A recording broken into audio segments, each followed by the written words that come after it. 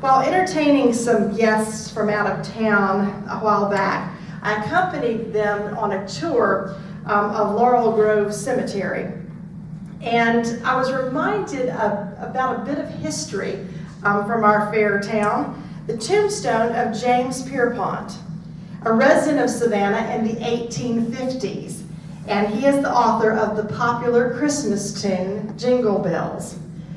It was a blistery hot April day, and I was really amused at the words to that tune. Dashing through the snow. Really?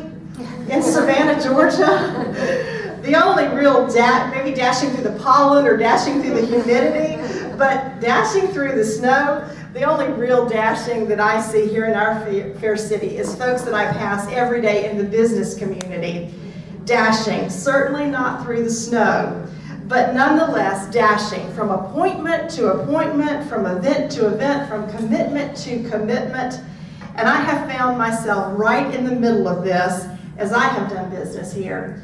I observe people, and I notice that this dashing takes its toll. And I've also wanted to write another verse to that Christmas classic, dashing through the day, I've got those bills to pay. I don't know, funny thing about dashing, it's not a pace that you can keep up for the long haul. After a steady full speed ahead, you're left feeling pretty overwhelmed and almost maybe to the breaking point.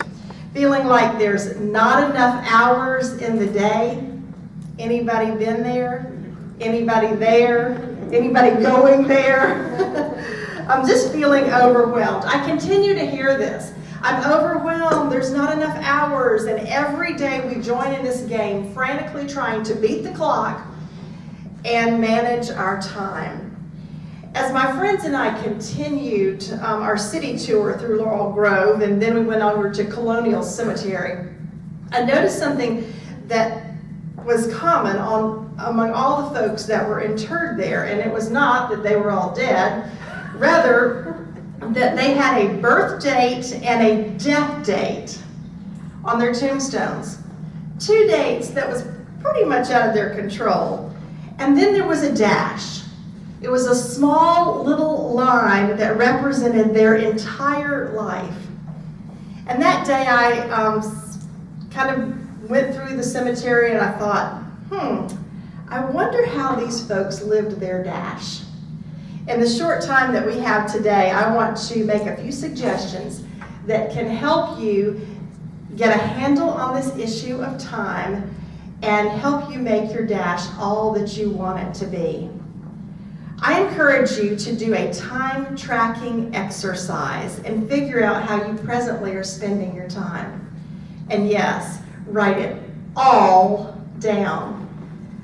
Did anybody in here ever do any diet tracking? Okay. You know the fun-size Snickers bars?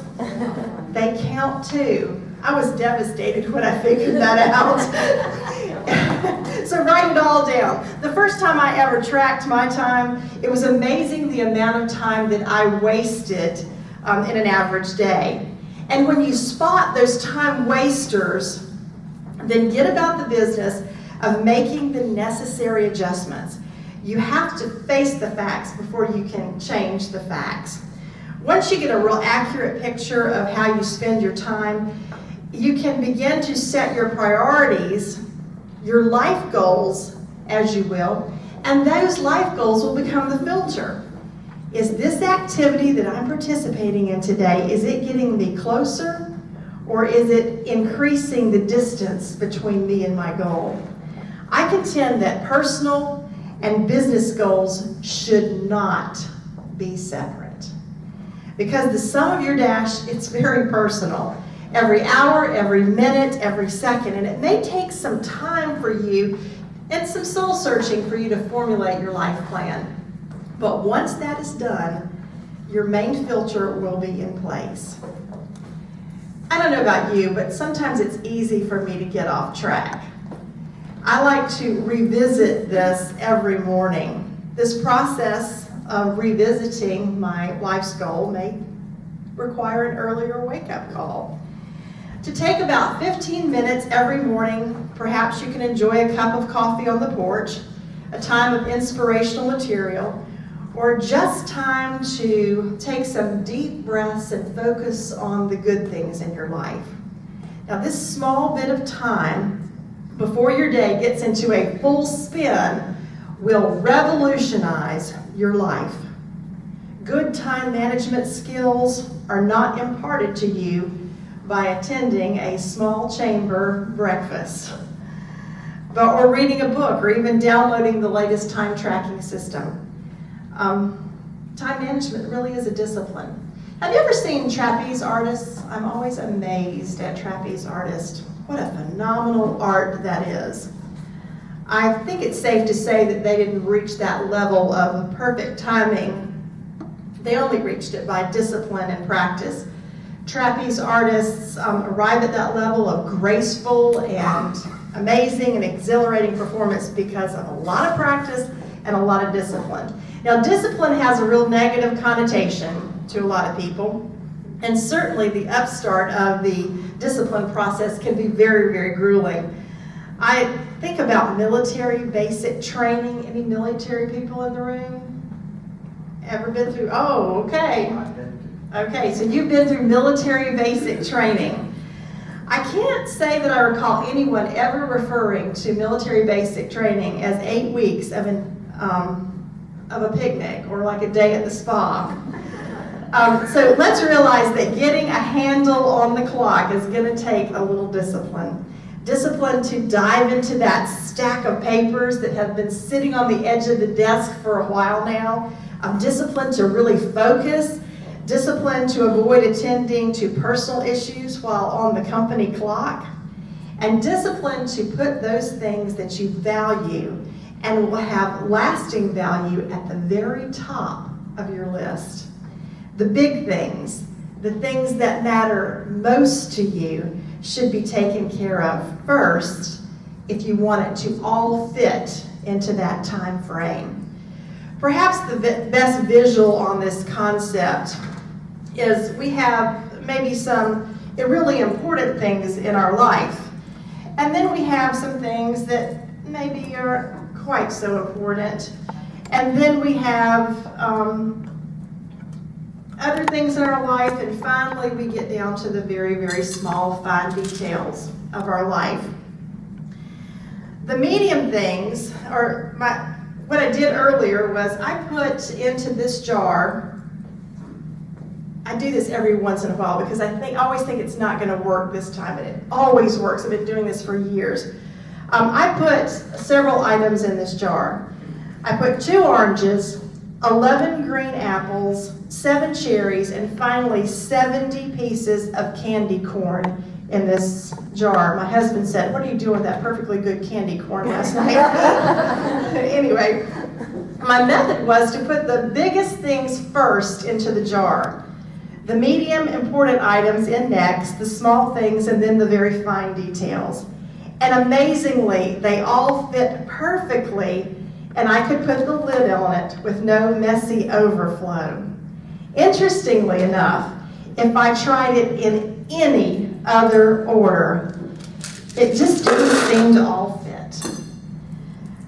And I tried it again and again, over and over and over and over and over again, and it wouldn't fit.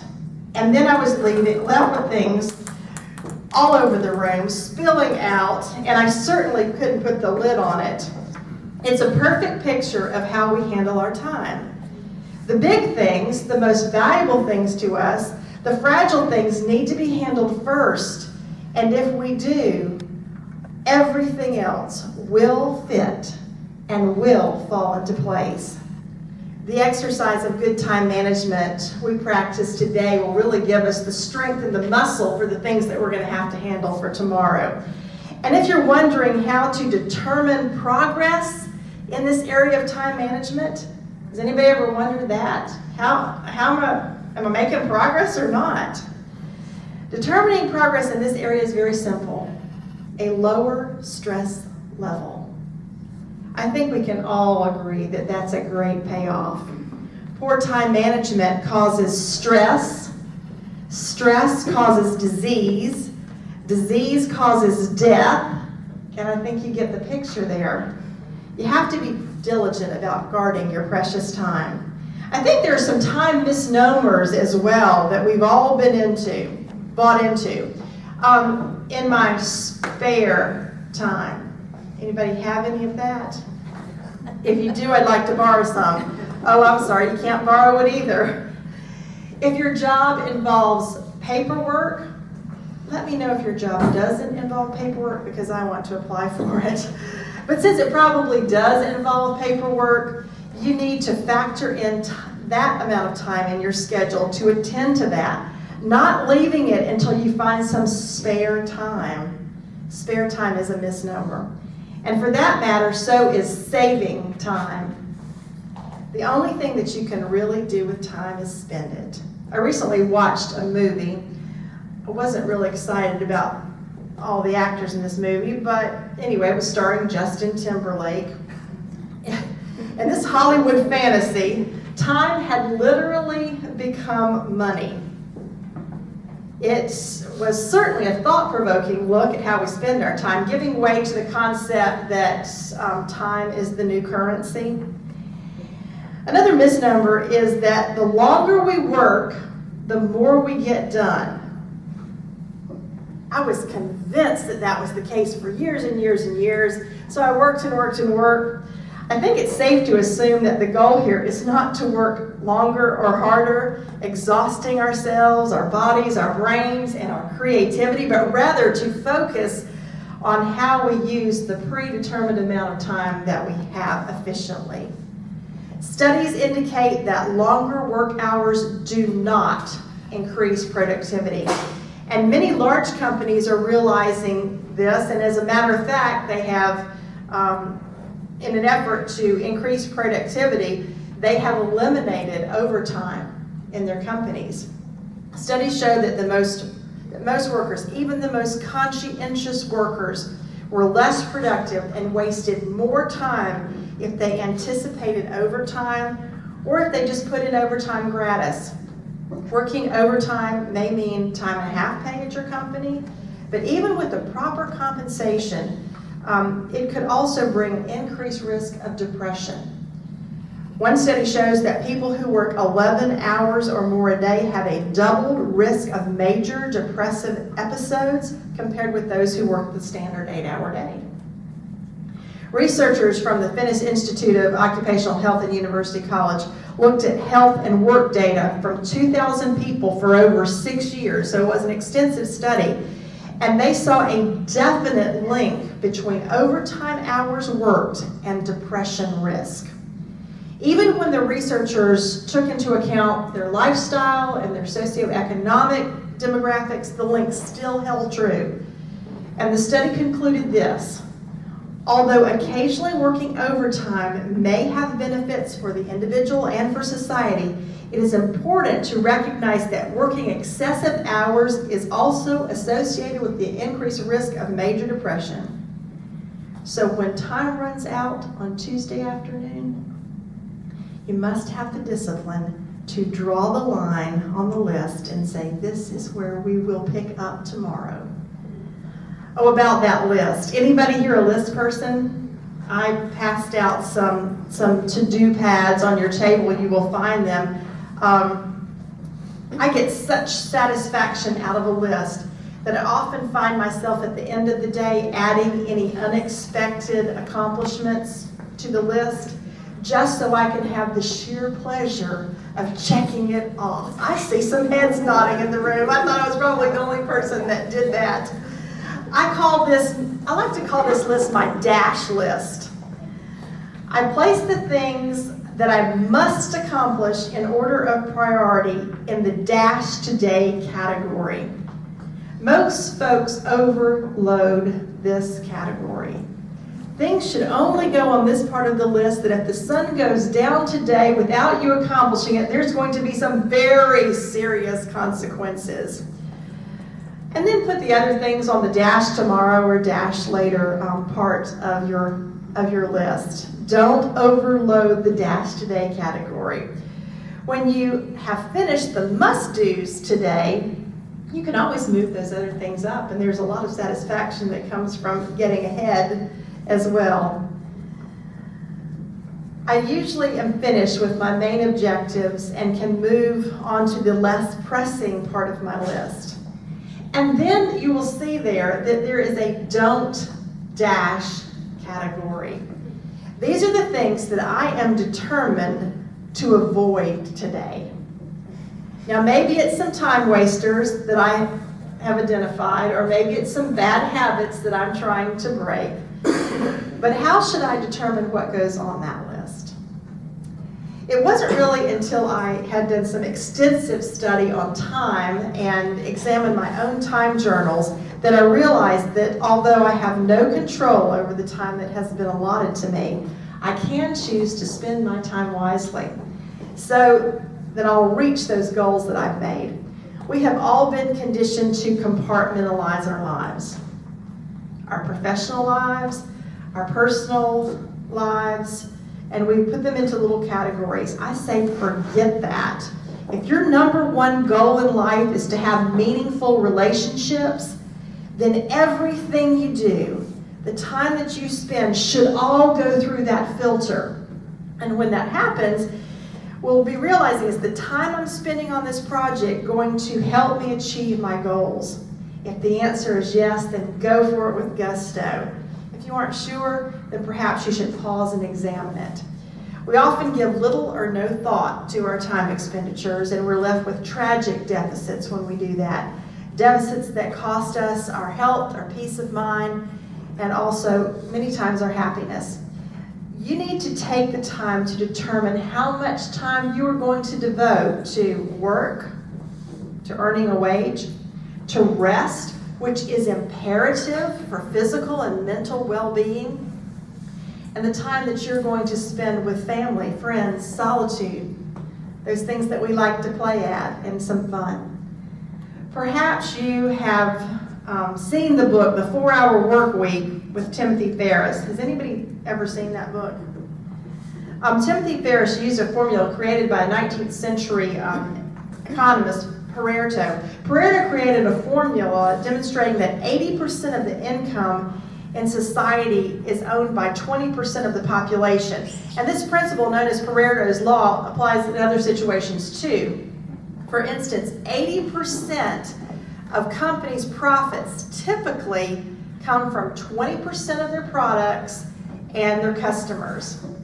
And since he was facing certain burnout, he decided to see how this concept applied to his company by pinpointing some of the sources of his sales and some of the sources of his problems, so he could spend his time more efficiently.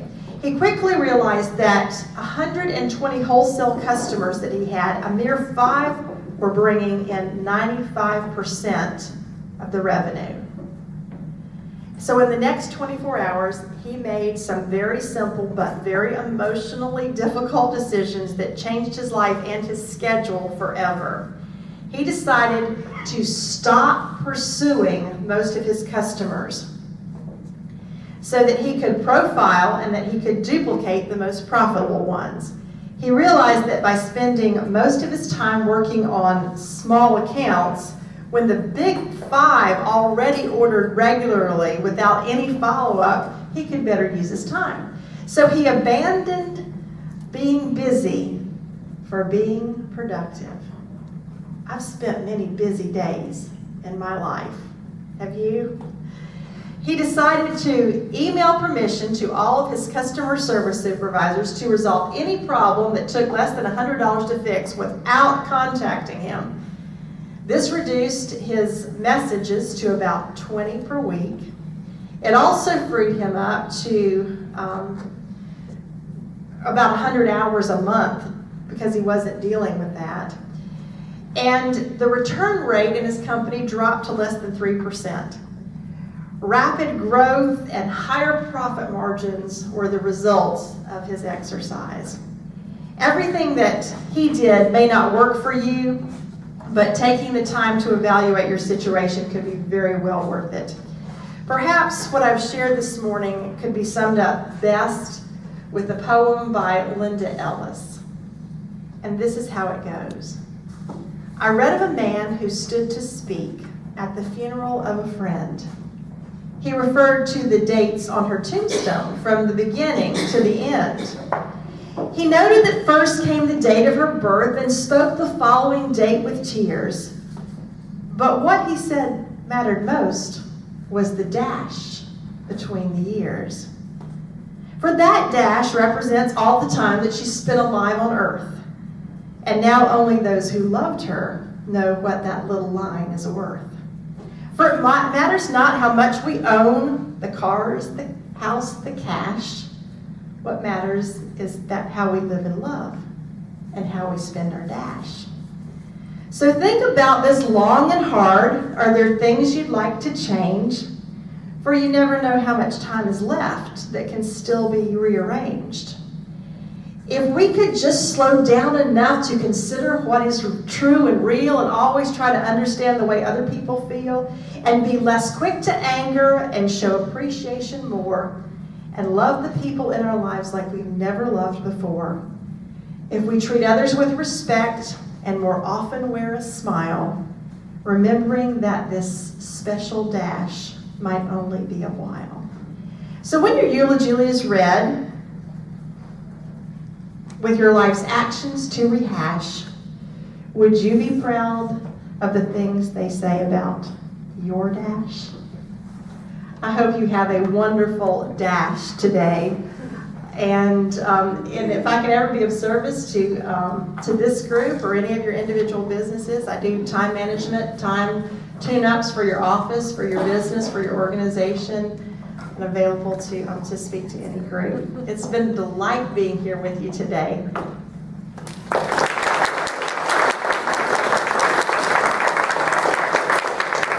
Thank you.